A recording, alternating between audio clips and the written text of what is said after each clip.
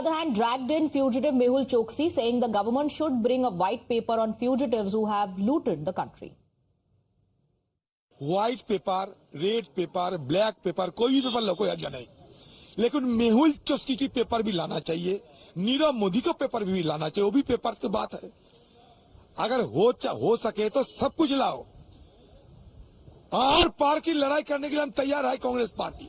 सदन में अगर लाना है तो सब पेपर लाओ। Accurate data must be published so that we can have a healthy discussion and debate about it. I welcome the decision of the government to bring a white paper, but as I said, the data must be accurate and it must have integrity, it must be verifiable, and it must stand scrutiny. That is very important. It should not be cooked up data, because generally this government doesn't share data. They must give true data, and then we can really measure the economic parameters of what happened during UPA versus what's happening in India.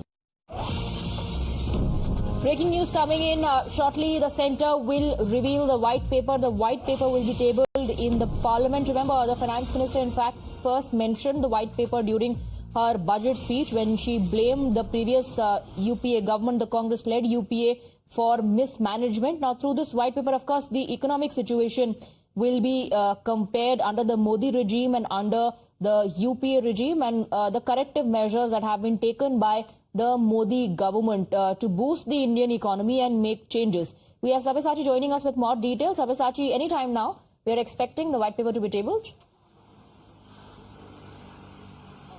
Well, absolutely. See, any time from now, the white paper would be tabled inside the parliament. Now, the Modi government has been emphasizing on the fact that how the economy has been booming under the NDA government, and when Prime Minister Modi took over from the Congress party back in 2014, the economic condition was extremely bad. The economy was in the fragile 5, and now under the Modi government, the economy is in the top 5 category, and in the coming years, the Indian economy would be in the top 3 as well. And also, Prime Minister Narendra Modi and the NDA government would be speaking about the financial schemes and benefits that it has reached to every single corner of the country, and how the UPA government over its time has failed on its promises economically and has not done anything.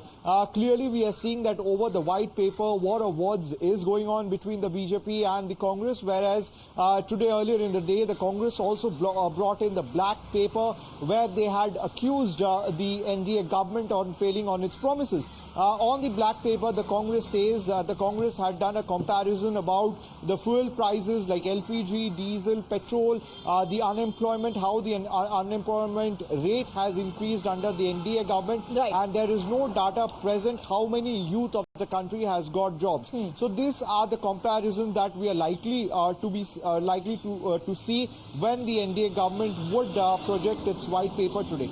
All right, Sabyasachi, stay on with us. In fact, last week on the 3rd of February, Finance Minister Nirmala Sitharaman, speaking exclusively to Group Editor-in-Chief Navika Kumar, spoke about the relevance of bringing a white paper on the economy just months before elections, before poll 2024. Listen in. So let me ask you, the political indications that came from the budget, a white paper on the UPA years. Do you think it's even relevant 10 years later to bring in a white paper on the UPA years, other than just a little bit of politics ahead of elections? Because if there needed to be a white paper, it probably needed to be put out in the first year of the Modi Sarkar, after taking a sense of what had happened in the 10 previous year. But to bring it 10 years later, do you think it's even relevant, or is this just petty politics? So I'm so happy you asked this question. It is absolutely relevant. It is absolutely relevant 10 years later. Because, and I'm glad, even in 2015-16, Honorable PM in a public interview to a television channel said it. There's a lot of call for me to come up with a white paper on the state of finances, which was inherited by me, for instance, PM said.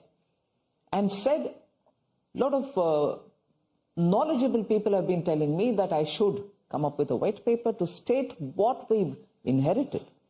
But I'll put the interest of the nation first and not do it now. He didn't say anything more. He said doing it now would certainly shatter the investors' confidence and would also make people of India feel shaken up. Their trust and faith would be lost in the systems. He said that far then.